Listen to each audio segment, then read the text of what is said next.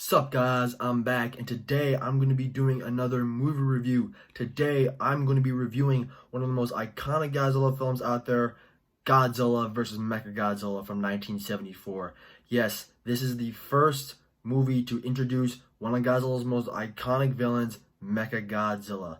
Yes, so let's get into this review.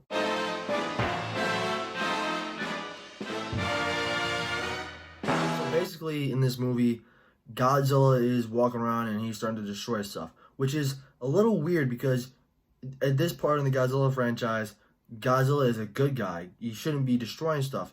So as he's going about his rampage, he's walking through this one desert area and he stumbles upon Anguirus, and they start battling it out, which is weird because Godzilla and Anguirus are supposed to be friends. You know, they teamed up in Godzilla vs. Gigan, so they really shouldn't be fighting each other. So Anguirus charges Godzilla. He knocks a piece of skin off, and there's metal underneath it, indicating that this is not Godzilla. So what happens at the end of this battle, what the fake Godzilla does is that, you know the King Kong fatality move that he does to the T-Rex? Godzilla rips Anguirus' jaw open, and it's horrible, and he's bleeding out of the corner of his mouth. It's sad to see Anguirus go out that way. But yeah, so later that night, this Godzilla, he's destroying the city, but we see that his atomic breath is yellow and his roar is a little weird. But then we see another Godzilla pop up, but out of a building. It's definitely one of the weirder entrances in this franchise, because how is that possible? Godzilla's bigger than a building. How can he hide inside one? So as they're battling it out, the real Godzilla knocks some more pieces of the fake Godzilla skin off, showing metal underneath. So yeah, this is not the real Godzilla. So all the pieces of skin falls off, and it reveals that it is Mechagodzilla. This is the very first Mechagodzilla out there. Even though I don't want to say least favorite Mechagodzilla design, because I love them all. I just think that Kiryu, I think, is just a little bit better, and the 93 Mechagodzilla is my favorite Mechagodzilla. So it's hard to say. I don't want to say least favorite Godzilla, Mechagodzilla, but it's number 3 for me, because I don't know what it is, because I have sentimentality reasons for the 93 Mechagodzilla. But this Mechagodzilla, nonetheless, the Showa Mechagodzilla, is awesome. He's very, very intimidating. He's got eye lasers, he's got finger missiles, he's got knee missiles, he's got toe missiles. He's got this beam that comes out of his chest. He's got it all. He's ridiculous, and he's lighting Godzilla up like crazy in this battle. So the final move in this battle is Godzilla shoots his atomic breath, Mechagodzilla shoots his eye lasers, they collide, and there's a huge explosion. Godzilla falls in the water, and there's a lot of blood in the water. But Mechagodzilla had to be sent back for repairs. And the people that are controlling Godzilla are these aliens. They're gorilla aliens. No, literally, they're actually gorillas. When they die, whether they're beat up, when they're shot, they turn back to gorillas. It's a little weird. But yeah, at night, what happens? Even just when you thought it couldn't get worse for Godzilla, he gets struck by lightning several times, which that'll come into play later in this movie. So then the next morning, there's this. They find out about this this monster that's a god called King Caesar. He's like a lion.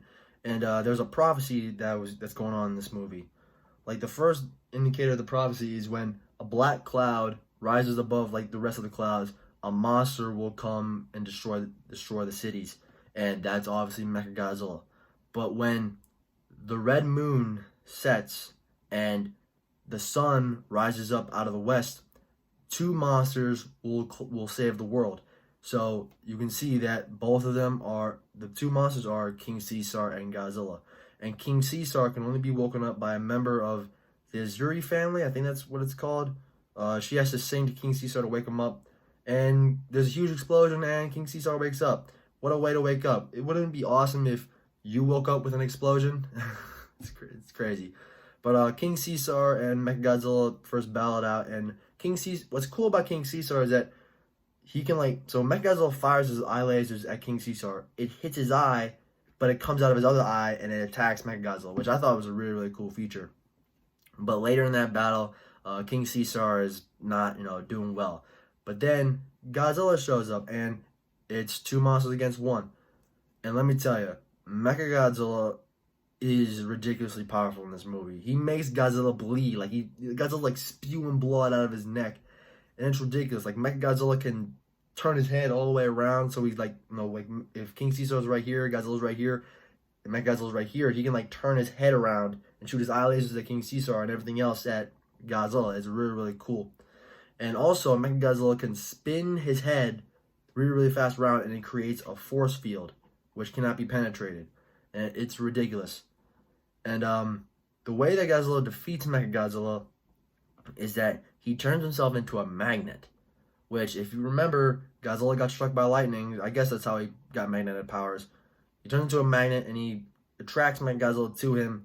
And what he does is a weird way how he defeats him. He twists its head until it falls off. I mean, can't Mechagodzilla, spin his head all the way around anyway? But he actually broke the base of the neck. Like, the top part of the neck, the head can only spin, not like the base of the neck. That can't spin. So yeah, that's basically what happens. That's the final battle, and that's where the movie ends. So yeah, guys, this is a very, very iconic movie in the Godzilla franchise, but I think it's I think it's alright.